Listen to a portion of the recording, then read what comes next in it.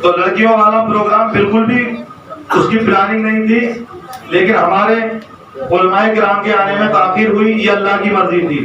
یہ سب جانتے ہیں کہ اللہ کے حکم کے بغیر ایک پتا بھی نہیں ہلتا، اور پتا تو بہت بڑی بات ہے، ایک ذرہ بھی نہیں ہلتا۔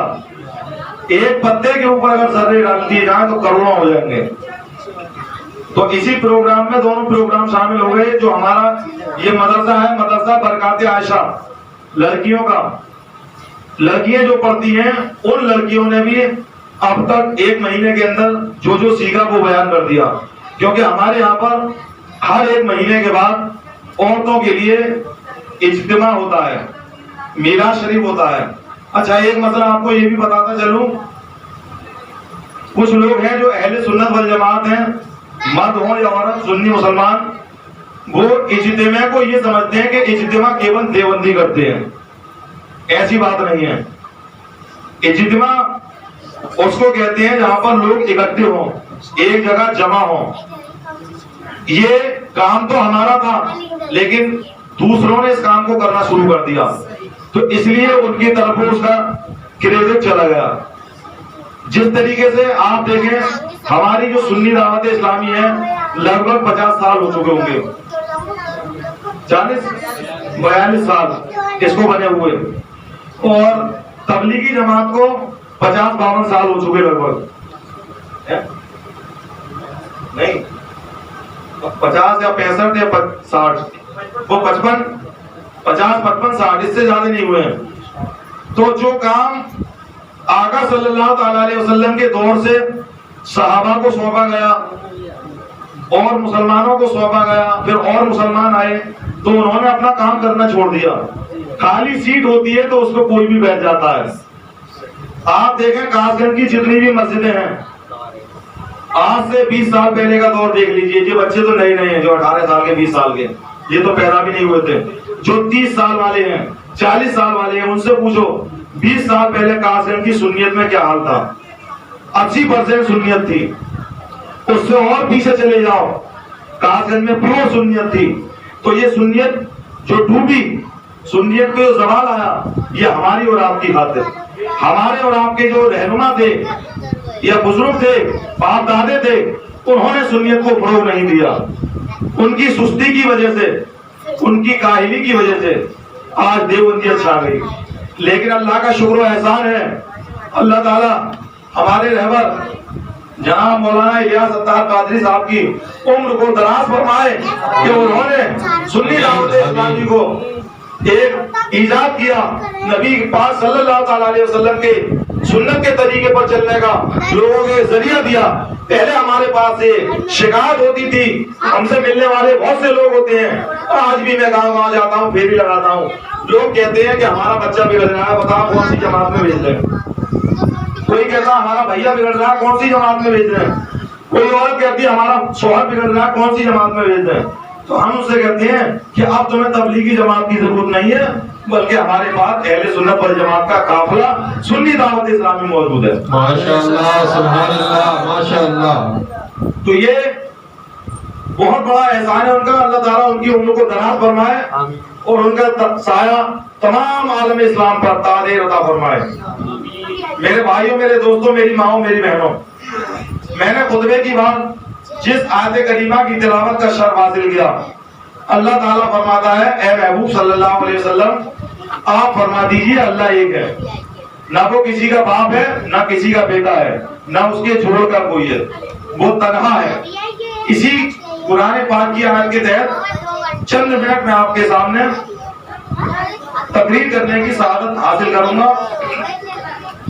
جس طریقے سے میں یہاں کاس گنج کا رہنے والا ہوں، اسی طریقے سے میرے نبی پاک صلی اللہ تعالی علیہ وسلم مکہ شریف میں رہنے والے تھے، لوگوں میں رہے پلے بڑے، سب نے انہیں صادق اور امین مانا، لیکن جب انہوں نے اللہ کی وحدانیت کا لوگوں سے اقرار کروایا، لوگوں سے کہلوایا کہ لوگوں کہو اللہ ایک ہے، تو لوگوں نے ان کی بات کو ماننے سے انکار کر دیا۔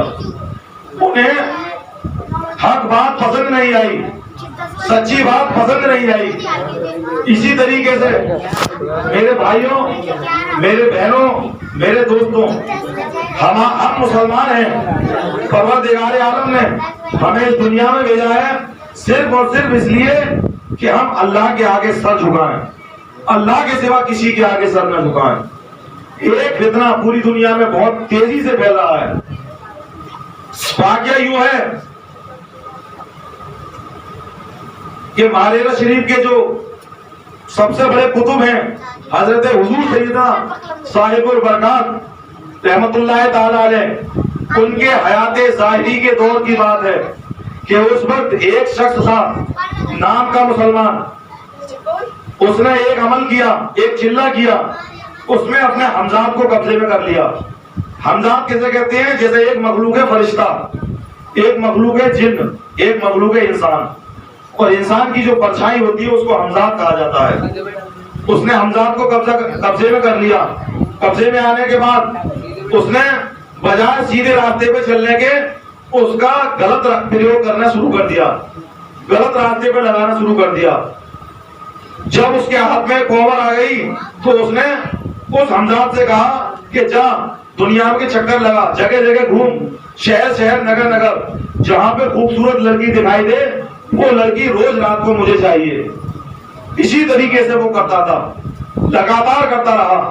آخرکار وہ حمزات پریشان ہو گیا، کہنے لگا، لیکن وہ مجبور تھا کیونکہ اس نے عمل کے ذریعے اس کو حاصل کیا تھا۔ اس کا نام تھا شیخ سدو۔ وہ ایک دن اس نے کہنے لگا، آقا میں تیرا کام نہیں کروں گا۔ کہنے لگا کام تو کرنا پڑے گا کیونکہ تو میرا غلام ہے۔ تو اس نے کہا اگر تجھے مجھے غلام بنا کر رکھنا ہے تو آج ایک شرط ہو جائے کہ جس دن بھی میں نے ناپاک تیرا پیر زمین پر دیکھ لیا اسی دن تجھے اٹھا کر جان سے مار دوں گا۔ اس نے کہا ٹھیک ہے۔ ایک دن ایک لڑکی کو اٹھا کر لایا، اس حمزات نے اس کے کان میں بتا دیا، اور اتنا بڑا چالاک تھا کہ لڑکی کے ساتھ زنا کاری کرنے کے بعد ہڈیا کی جو پائتی ہوتی ہے چارپائی کی، وہاں گھڑے رکھ لیتا تھا، اس سے غسل کر لیتا تھا تاکہ ناپاک پیر زمین پہ نہ پڑے۔ حمزات نے کیا کرا، ایک لڑکی کو کان میں بتا دیا کہ اس طریقے سے تیرے ساتھ یہ جو ہونا ہے، بچ تو نہیں سکتی لیکن تو ایک مدد کر دے کہ تو قربانی دے گی اور تیری قربانی سے لاکھوں کروڑوں لڑکیاں محفوظ ہو جائیں گی۔ تجھے قربانی یہ دینی ہے کہ تیرے ساتھ جب وہ غلط کام کرے تو تو اس کے گھڑے میں چھید کر دینا نیچے کی طرف۔ اس نے ایسے ہی کیا۔ جب صبح کا وقت آیا وہ نہانے کے لیے، اس نے اپنے پائتی کی طرف دیکھا تو گھڑے کو دیکھا، گھڑا خالی تھا۔ دور اس کے گھر کے اندر دوسرا گھڑا رکھا ہوا تھا۔ اس نے چاہا کہ ایک قدم بڑھاؤں، گھڑا اٹھا لوں، کھڑیا پہ آ جاؤں گا، چارپائی پہ نہا لوں گا۔ حمزات تو جب ہی آئے گا نا جب میں عمل کرتا ہوں، جب اسے بلاتا ہوں تبھی تو آئے گا۔ لہذا حمزات اس انتظار میں تھا کہ کب یہ قدم رکھے زمین سے نیچے اور میں اسے پکڑوں۔ جیسے ہی اس نے اپنا قدم زمین سے نیچے رکھا، حمزات نے اسے پکڑ لیا اور بولا حکم میرے آقا، یہ بتا کہ آج تجھے کہاں پر اٹھا کے ماروں؟ کہنے لگا مجھے پانی میں مار دے، مجھے دریا میں مار دے، کم سے کم مرنے سے پہلے اللہ کی بارگاہ میں پاک ہو کے تو مروں۔ تو ایک واقعہ ہمیں اس قصے سے یہ ملتا ہے کہ پاک رہنا کتنا ضروری ہے مسلمان کے لیے۔ دوسری بات یہ،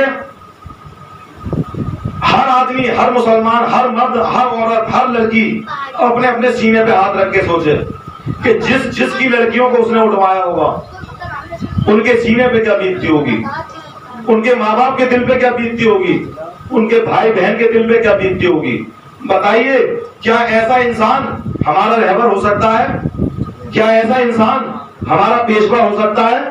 ہرگز بھی نہیں۔ ایسا انسان نہیں ہے بلکہ وہ انسان کے روپ میں ایک شیطان ہے، کیونکہ اللہ تعالیٰ نے فرمایا ہے کہ صرف میرے ہی لیے سجدہ کرنا۔ اور میرے بھائیوں، میری بہنوں، جس وقت آدم علیہ السلام کو اللہ نے پیدا کیا تھا، شیطان نے اسی وقت آدم سے کہا تھا، اے آدم میں تجھے اور تیری اولاد کو پل پل پہ بہکاؤں گا، ذرے ذرے پہ بہکاؤں گا۔ ہوا یہ کہ جب موکل نے اس کو اٹھا کے پہاڑی پہ کی چوٹی پہ مارا تو چھیچڑے چھیچڑے بکھر گئے، جگہ جگہ اس کے گوشت کے پرزے گر گئے۔ وہ تو حمزات تو آزاد ہو گیا، وہ چلا گیا، لیکن جو شیطان ہے جنت سے نکال دیا گیا، وہ آیا اور آگے اس نے سارے گوشت کے ٹکڑے اکٹھے کرے اور اس نے اس میں روح پھونک دی، یعنی جو روح تھی اسے اٹھا کے اس میں داخل کر دیا، وہ زندہ ہو گیا۔ اور شیطان آدم سے وعدہ کر چکا تھا کہ آدم کی اولاد کو پل پل میں بہکاؤں گا، تو اس نے اس دنیا میں ایک نیا ڈھکوسلا شروع کیا کہ مسلمانوں کو بہکانا ہے تو نام بتانا کہ میں کمال خاں ہوں، اور غیر مسلموں کو بہکانا ہے تو نام بتانا کہ میں جین خاں ہوں۔ لہذا آج گاؤں گاؤں میں جا کے دیکھو، نگر نگر میں جا کے دیکھو، شہر شہر میں جا کے دیکھو، ہر گھر میں یہی وبا اور بیماری پھیلی ہوئی ہے۔ تو میرے بھائیوں، میرے دوستوں، میری ماں، میری بہنوں، جس طریقے سے نبی پاک صلی اللہ تعالیٰ علیہ وسلم کے لوگ دشمن ہو گئے، لیکن بعد میں وہ لوگ ایمان لائے جب انہوں نے سوچا ٹھنڈے دماغ سے، اسی طریقے سے میں سبھی لوگوں کے لیے دعوت دیتا ہوں کہ جو لوگ جین کا کمال خاں، شیخ ستو یا کالی پیلی ہری نیلی گلابی بھابھی یا بابا کے چکر میں پھنسے ہوئے ہیں، وہ لوگ ماریرا شریف سے بیعت ہو جائیں، ماریرا شریف سے مرید ہو جائیں۔ جو لوگ ماریرا شریف سے مرید ہو جاتے ہیں، شیخ ستو کی یہ مجال نہیں ہے کہ ان کے گھروں کی ترقی دیکھ سکے، کیونکہ حضور سیدنا صاحب البرکات نے اس سے قول و قرار لیا تھا۔ ماریرا شریف کی وہ خانقاہ ہے، وہ درگاہ ہے جس کے نیچے 7 کتب آرام فرما ہے، اور وہ ایسی خانقاہ، ایسی درگاہ ہے کہ اپنے ہندوستان میں نہیں بلکہ پوری دنیا میں، پورے ورلڈ میں مشہور ہے۔ تو میرا سبھی سے یہ کہنا ہے کہ جو لوگ بھی اللہ کے سوا کسی غیر اللہ کی پوجا کرتے ہیں، غیر اللہ کی پرستش کرتے ہیں، غیر اللہ کی عبادت کرتے ہیں، تو وہ لوگ یا تو توبہ کر لیں، ہو سکتا ہے اللہ تعالیٰ ان کی توبہ کے ذریعے ان کے گناہوں کو معاف کر دے اور ان کو جنت نصیب ہو جائے۔ لیکن یاد رکھو، جو لوگ بغیر توبہ کیے مر گئے تو ان کا ٹھکانہ جہنم ہوگا۔ تو جو لوگ ہمارے بہن بھائی یہ بھی کہہ دیتے ہیں کہ جہنم جو ہوگا دیکھا جائے گا، ارے نادانو یاد رکھو، جب ہم ایک ماچس کی تیلی جلاتے ہیں اور اس میں سے جو چنگاری نکلتی ہے، وہ چنگاری اگر ہمارے شریر پہ آ جائے تو ہم اچھل جاتے ہیں، ہم بے چین ہو جاتے ہیں، ہم تڑپ جاتے ہیں۔ ہماری اوقات کیا ہے، ہماری بساط کیا ہے، ہمارے اوپر اگر ایک مچھر بھی ڈنک مار دے تو ہم اس کا کانٹا بھی برداشت نہیں کر سکتے۔ تو جہنم کی آگ تو بہت بڑی ہے، جہنم کی آگ بہت بڑی دردناک عذاب ہے۔ ایک ماچس کی تیلی کی چنگاری سے ہم بھڑک جاتے ہیں تو چولہے میں ہاتھ ڈال کے دکھا دو، تندور جلتا ہے اس میں بیٹھ کے دکھا دو، ہولی جلتی ہے لکڑی اکٹھی کر کے اس میں جا کے دکھا دو، اسی طریقے سے کسی جگہ فیکٹری میں آگ لگ جاتی ہے وہاں پہ گھس کے دکھا دو، نہیں گھس سکتے، کیونکہ ہم انسان ہیں، ہمارا جسم گوشت کا بنا ہوا ہے، ہم آدم علیہ السلام کی اولاد ہیں۔ آدم علیہ السلام کا شیطان کھلا ہوا دشمن ہے، ان کا اور ان کی اولاد کا۔ تو سب کو چاہیے کہ وہ اللہ کے عذاب سے ڈرے، اللہ کے عذاب سے توبہ کرے، اور جو لوگ گمراہ ہو چکے ہیں وہ اللہ کے محبوب صلی اللہ تعالیٰ علیہ وسلم کی بارگاہ میں آ جائیں۔ محبوب پاک صلی اللہ تعالیٰ علیہ وسلم اللہ تعالیٰ کی بارگاہ میں دعا کر کے اس کے گناہوں کی بخشش کرا دیں گے، کیونکہ قرآن پاک میں فرمایا گیا ہے کہ اللہ تعالیٰ شرک کے سوا تمام گناہوں کو بخش دے گا۔ شرک ایک اتنا بڑا گناہ ہے کہ اللہ تعالیٰ اسے کبھی بھی معاف نہیں کرے گا۔ اور شرک کیا چیز ہوتی ہے کہ جس طریقے سے اللہ ہے، اللہ تعالیٰ پانی برساتا ہے، اللہ تعالیٰ بچے دیتا ہے، اللہ تعالیٰ روزی روٹی دیتا ہے، اللہ تعالیٰ بیماروں کو شفا دیتا ہے، اللہ تعالیٰ گھر مکان مہیا سب کچھ دیتا ہے۔ تو اگر اسی طریقے کا عقیدہ دوسرے کسی کے لیے رکھ لیا جائے تو سمجھ لو کہ یہ شرک ہے، اس کو اللہ تعالیٰ کبھی بھی معاف نہیں کرے گا۔ اس کے علاوہ جتنے بھی گناہ ہیں اللہ تعالیٰ کی مرضی پر منحصر ہیں کہ جس کو چاہے معاف کر دے اور جس کو چاہے جہنم میں اس کی سزا پانے کے بعد نبی پاک صلی اللہ تعالیٰ علیہ وسلم کی شفاعت سے جنت میں بھیج دے۔ اللہ تعالیٰ سے دعا ہے کہ پروردگار عالم ہمیں اور آپ کو ان سبھی باتوں کو سن کر عمل کرنے کی توفیق عطا فرمائے۔ استغفر اللہ ربی من کل ذنب واتوب الیہ۔ آپ سبھی حضرات میرے ساتھ کلمہ شریف پڑھ لیجئے، لا الہ الا اللہ محمد رسول اللہ صلی اللہ تعالیٰ علیہ وسلم۔